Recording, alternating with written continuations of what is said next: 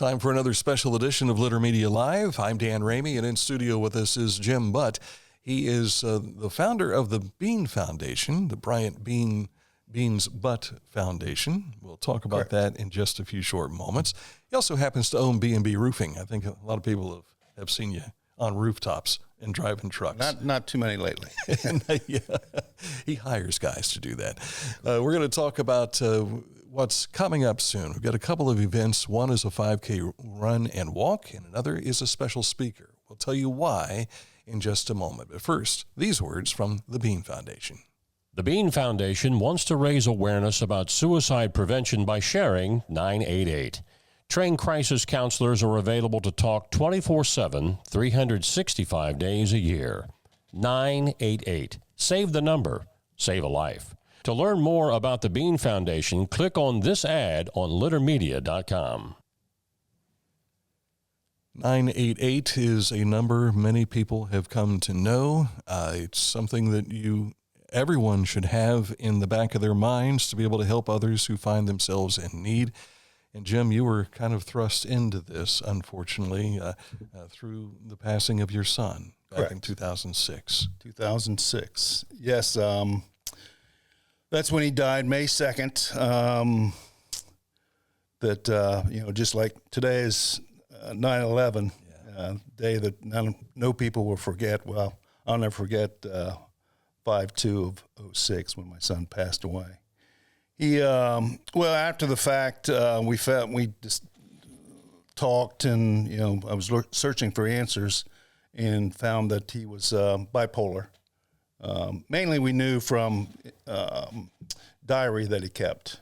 He wouldn't tell anybody that his feelings, but he would write them down. So, after his passing, we found his diary, and it was it's pretty, I don't know, heartbreaking that he wouldn't tell anybody how he felt when he was feeling the way. I knew something was wrong. We tried to get him help, and he just kind of played it off. And even his friends, he was good about hiding his feelings and his emotions. But so after that fact, we started the local suicide prevention coalition.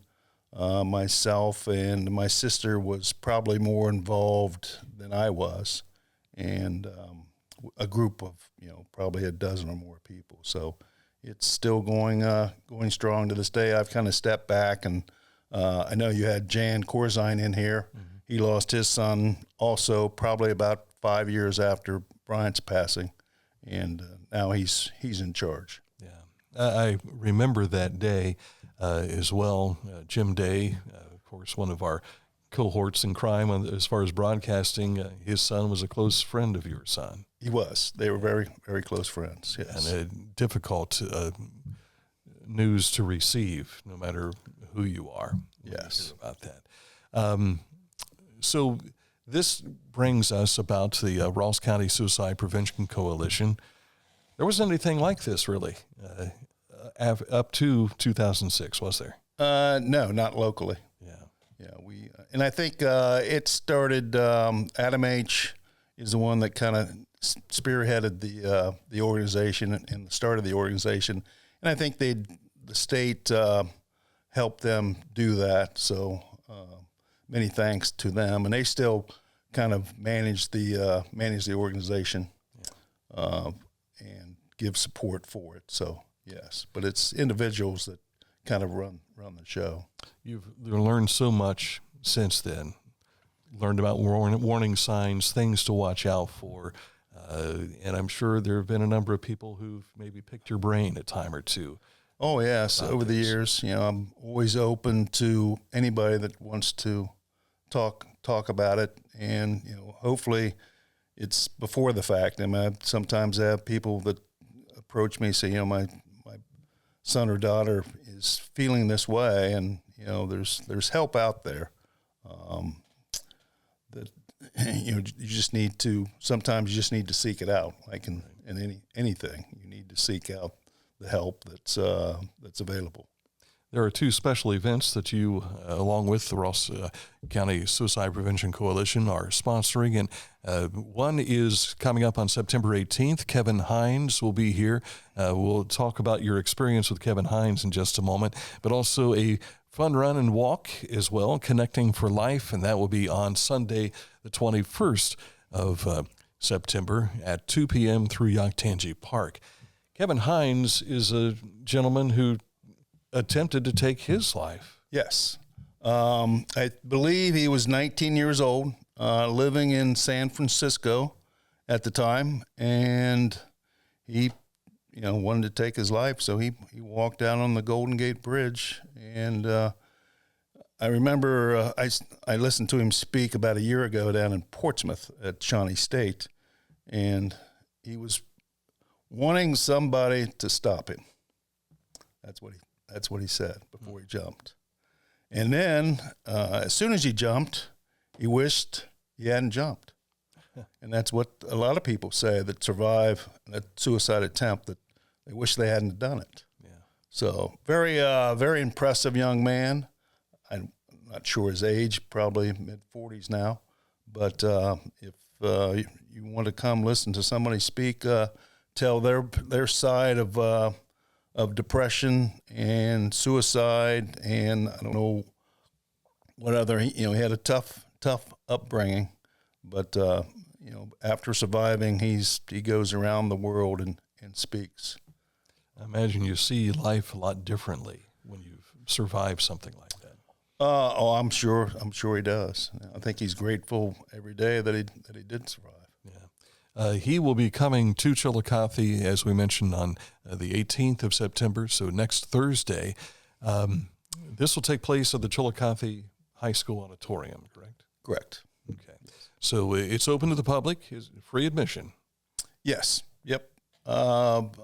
Local groups, including my foundation, the coalition, I think the juvenile court, and 4, 5, 6 different entities help support getting him here to speak. Yeah, United Way, Ross County, and Adam H. Board also involved in this. And we have reached out to him, and his wife is his booking agent, and she said that he could come into the studio. So we'll hope to have him on the day that he gets here. Great. An opportunity to give people a little taste of what he has to share with his message.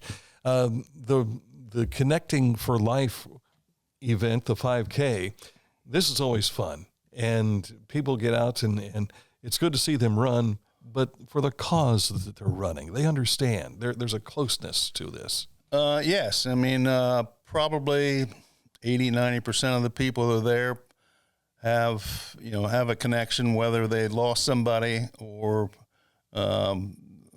that's close relative or somebody just that they knew. I mean, it's amazing. World or over the country, there's average of 50,000 suicides a year. Wow. That's a lot. That is a lot. In every step, of course, you're helping to raise money to help the prevention. Yeah.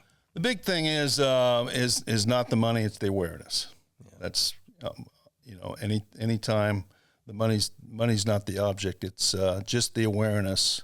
And really, we've been promoting the 911 call line that you can reach. That's nationwide. The 988. 988. I'm sorry. Yeah. Well, it's September 11th, and we're thinking 911 yes. today, certainly.